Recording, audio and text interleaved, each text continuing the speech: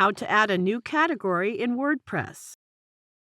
Categories are used to organize your blog posts. Different posts related to the same topic can be placed in one category. When a visitor opens a category, he finds all the relevant posts on one page, which increases the chances of him opening multiple posts. Let's see how we can create categories and subcategories in WordPress. Log into your WordPress admin dashboard. There's a menu on the left sidebar with different options. When you hover your cursor over the Posts option, it pops out more options. Then click the Categories option. Now, give a name to your category.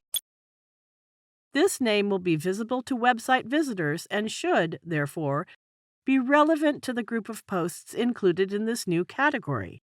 Next is the slug just below it. Slug is a user-friendly part of your permalink. It comes at the end of your page link. Here, PC means personal computer, which is the name of our new category. Next is the drop-down menu where we can select the parent category.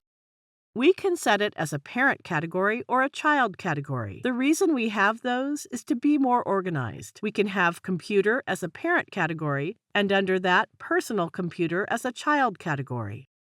If you haven't decided on the structure and hierarchy of the categories, you can leave it for now by setting the parent category as none and changing it later. The next one is description, which is not so important, so I leave it blank and scroll down. Now, let's click this Add New Category button. Notice here on the right when I click this button.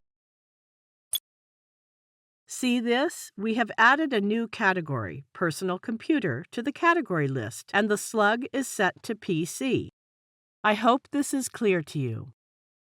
Thank you for watching.